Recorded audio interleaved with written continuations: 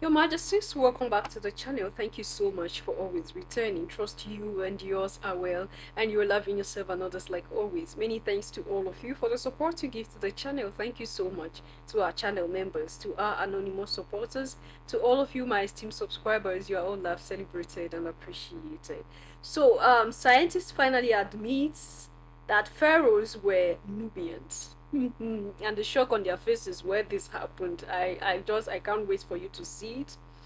You know, when we talk here that the original Egyptians were black people, a lot of modern day Egyptians, so-called Egyptians, will come after you and tell you that you do not have a right to say that because they are not blacks. Not just Egyptians, the Moroccans will tell you they are not blacks.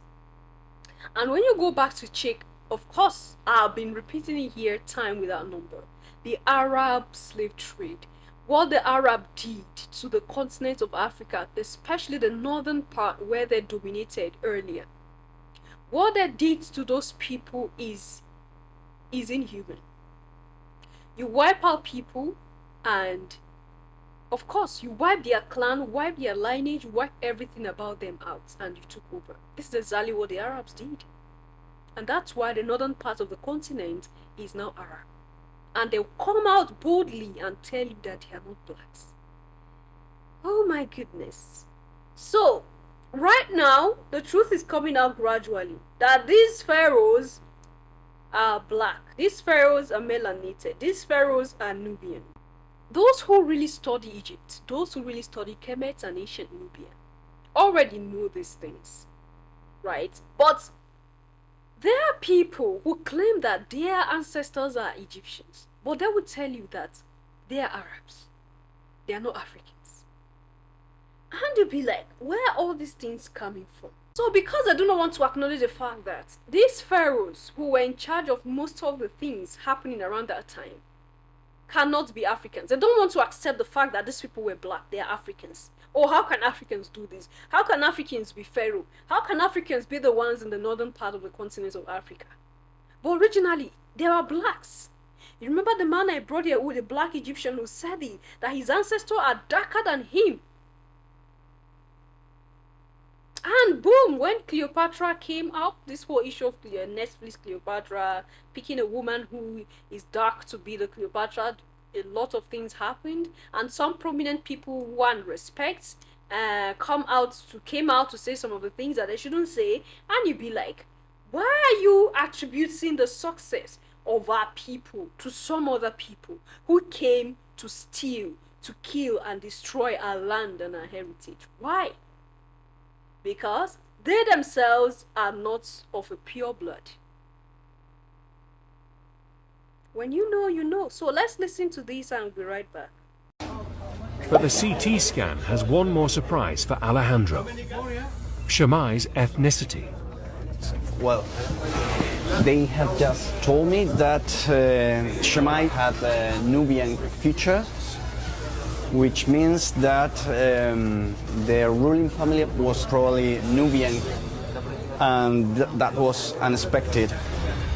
Examining Shammai's anatomy closely, the thickness of his bones and the shape of his nasal cavity, the anthropologists think he was a black African, likely from neighboring Nubia. A huge revelation that challenges the prevailing image of the Egyptian ruling class. We always thought the ancient Egyptian elite were Mediterranean type, and in this sense, Shammai is representing the society of the frontier, in which different ethnic groups were mixed. The first non-African people came to Egypt, otherwise called the Hyksos, in 1675 BC. The Africans there were already in the 13th dynasty period. They had built every pyramid you saw there before. They had done the S-turn in the Nile. They built every one of the major temples that had already been built, including the Grand Lodge of Luxor. The first European to come there did not arrive until the Greeks arrived with Alexander II, the son of Philip of Macedonia. Look, I'm a college graduate. I never heard all this stuff before. Because they didn't intend to teach you that. They can't tell you that you're inferior and teach you that you taught Europe. The first Europeans to be civilized by the Africans were the Greeks. When you heard of Homer, the first European to have written anything, you couldn't miss that. They said that Homer wrote the Iliad and the Odyssey. And that was not until 833 BC. The Africans had already, in 255,000 at the Tassili Mountain, they had the Sibyllian period, first, second, and third, the pre-dynastic period, all the way up. The Africans had produced men like this, Imhotep, the multi-genius that designed the step pyramid of Saqqara, the first man to be a physician that even Hippocrates, the so-called father of medicine, is giving him credit and calling him the god of medicine. The Greeks changed his name from Imhotep to Aesculapius. There he is. Us today, who are exploiting us out of our minds, are the same people who invaded our land long ago, who came in even during the time of the 12th dynastic period, right after Amenemhet. And we called them the troglodytes who came out of the desert. How can we dispute this documented evidence, documented information? But the only way we're going to get this story right, we're going to have to start writing our own holy text, because if everybody else have had their story and revised the Bible, then why can't we, the original writers of the book, bring it back to its African origin? Now, right here on these temples here, now you can see documented where we tied them up, roped them, and forced them out of our land. These are the people that we've always had problems with. The problem is we don't understand a historical war. It's a historical war with these people. And European Ashkenazi European Jews know this. We're the people who don't know it. It's an ancient historical war from the time we've had contact with them. So we're coming back here and hearing the words of our ancestors and those who knew what happened in that day, and that's why they had to turn the story against African people. So you're coming back for an eyewitness account, not for spiritual enslavement, but for spiritual freedom, for the emancipation of our souls, for the resurrection of African people. Yes, sir. Okay. Thank you, sir. What more are we looking for? Like what he said, we are the people, we are the owner of this book. Why should we sit and wait for people to come give us their own idea in the book and tell us we have to follow it? That is it.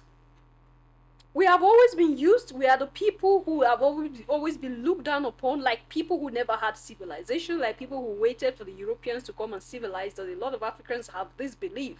If not because of the Europeans, wouldn't have come this far. A lot of Africans have this in mind. But is this the truth? No.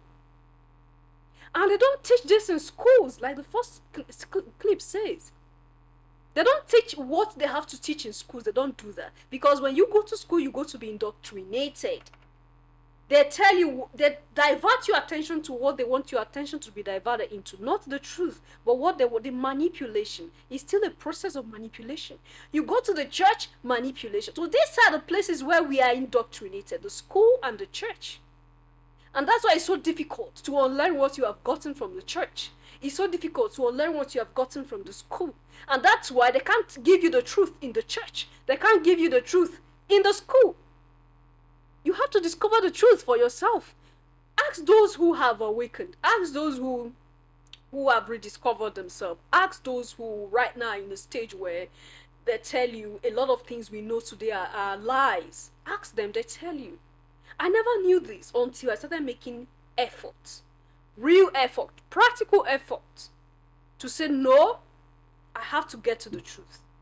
And this is how it is. I never knew all what I have been saying here until I had a U-turn, until I left that four walls of the convent and I told myself, this is not the way, this is not the path. The tie emotions to this thing and make you feel like this is how it should be. No, it's not it. I have to rediscover myself. It wasn't easy for me. I lost contact with people. I lost friends. I became lonely. And it's from that loneliness I rediscovered myself. I never knew that was the process of my awakening, because a lot was coming to me. I sit and I see things. Your Majesties, it's not a dream. This is the truth. When you pull out of the matrix, when you pull out of what they've tied you into, this is how it's going to be for you. A lot of people will hate you. But the good thing is that your spirit will be at home, will be at peace. Your soul will be happy because you are at the moment retying yourself to what you should be tied to. You are reconnecting with what you should be connected to, the Creator, the Almighty. Not the one they have painted for you, not the one they have created and presented to you, the real Creator. What do you think? Leave your comments and thought at the section, and I'll see you in my next one. Until then, love yourself, love others, stay safe, stay positive. Always your majesties. Bye for now.